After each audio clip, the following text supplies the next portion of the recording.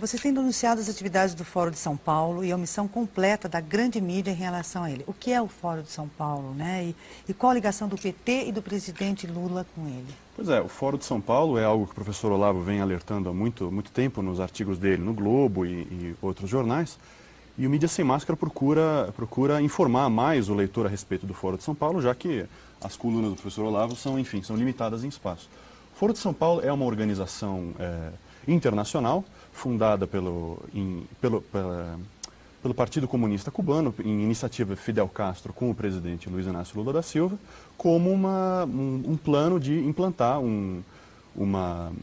o comunismo na América Latina, e de maneira coordenada com diversos organismos internacionais da pior espécie, como, por exemplo, as Farc colombiana, ELN, MIR e outras instituições, agindo de forma internacional, ou seja, são as diversas soberanias nacionais que esses grupos comunistas assumem nos diversos países latino-americanos, se reportando a uma instituição supranacional, que é o Fórum de São Paulo, para implantar um regime político da pior espécie, que é o regime comunista, enfim, né?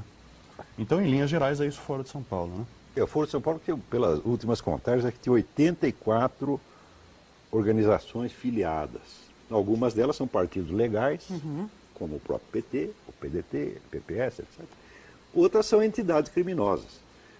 Quer dizer, é um órgão sui generis, porque tem ali entidades legais e ilegais, todas articulando uma estratégia conjunta. Quer dizer, só isso já mostra a ilegalidade do conjunto. Porque se amanhã, por exemplo, vamos supor que eu sei lá, sou candidato a vereador, tá certo? E eu articulo a minha candidatura com o Fernandinho Beiramar, mesmo que eu não esteja recebendo nenhum dinheiro dele, mesmo que eu não tenha nenhuma participação no negócio sujo dele.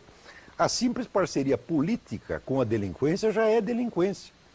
Então, isso ninguém tem noticiado, o pessoal tem varrido isso para baixo do tapete. Agora, é curioso porque o Fórum de São Paulo, independente da nossa opinião sobre o Fórum de São Paulo, é uma entidade importante, supranacional, fundada por duas pessoas muito importantes, Fidel Castro e Lula. E cadê a mídia nacional debatendo sobre isso daí que é tão importante?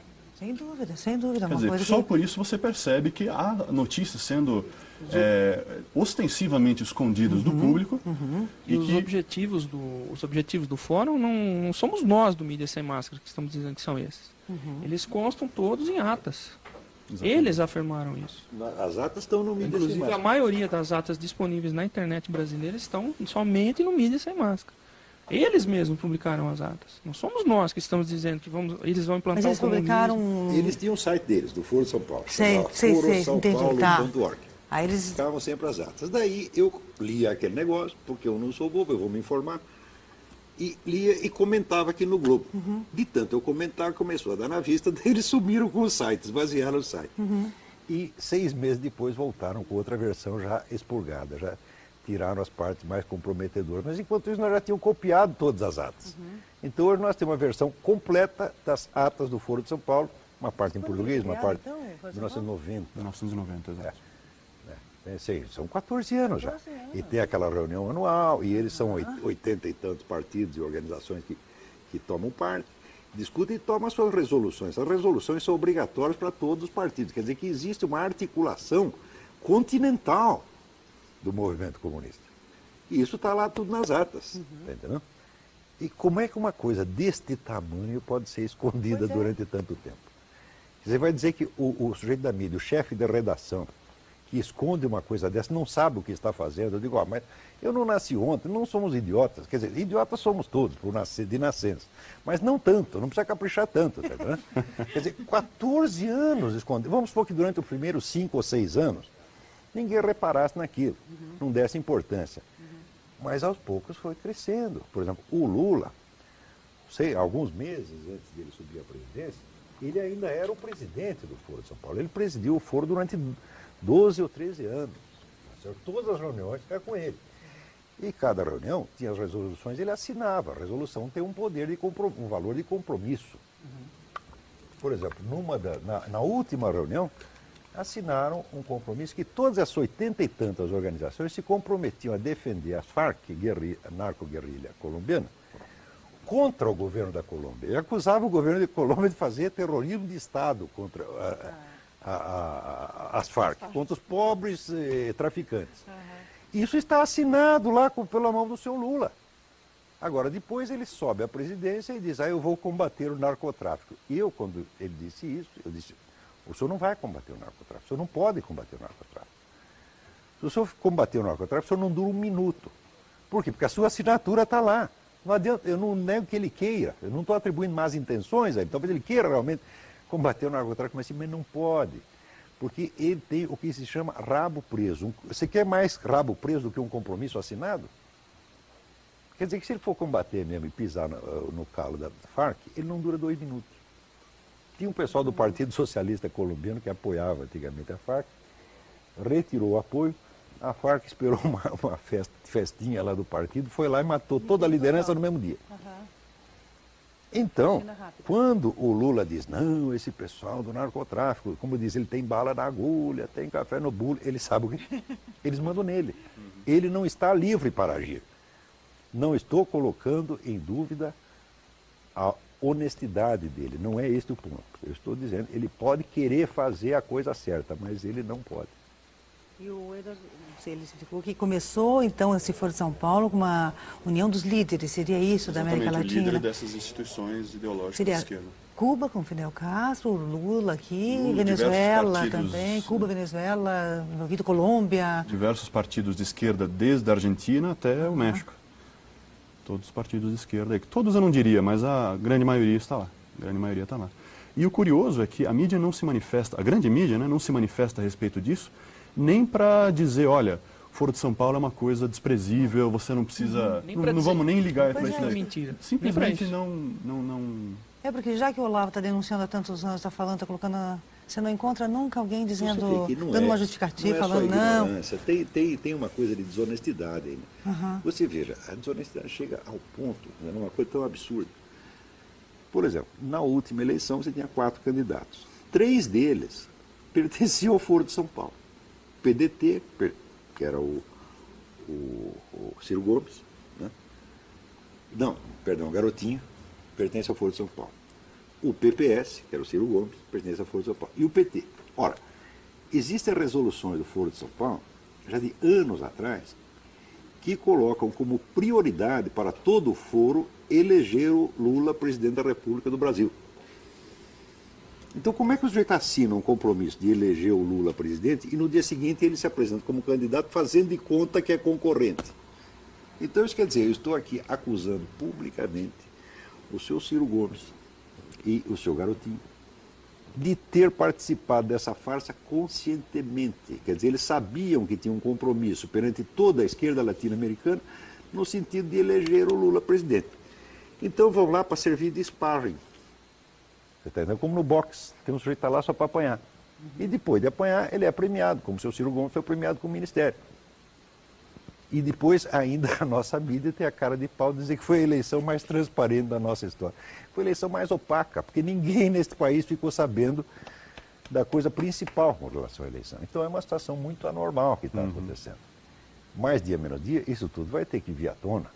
Tá certo? Eu não vou dizer que as pessoas vão nos ouvir agora e todo mundo vai acordar. Não é assim. Tá certo? A nossa audiência também é limitada, não é tão grande assim. Mas é absolutamente necessário que este país, se ele quer ter uma democracia, tá certo? Ele aprenda que é preciso ter a informação certa. Sem isso não tem democracia. O problema que a gente tinha que pensar, na verdade, é se perguntar o seguinte: por que razão é que tem que o Brasil ter 5.570 municípios, sendo que a maioria é uma mera ficção financeira? No entanto, o debate sobre as razões que impedem que o Brasil tenha mais racionalidade na constituição da sua repartição, digamos, administrativa, territorial, nunca são tocados.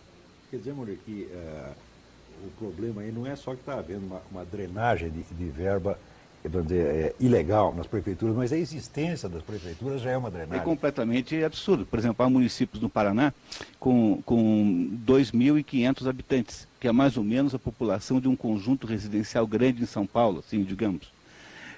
Os números, o Eduardo Janete da Fonseca, um economista de São Paulo, fez um estudo há muito tempo, mostrando que a maioria dos municípios vivem exclusivamente do Fundo de Participação dos Municípios, quer dizer, vivem da mesada que o governo federal lhes dá.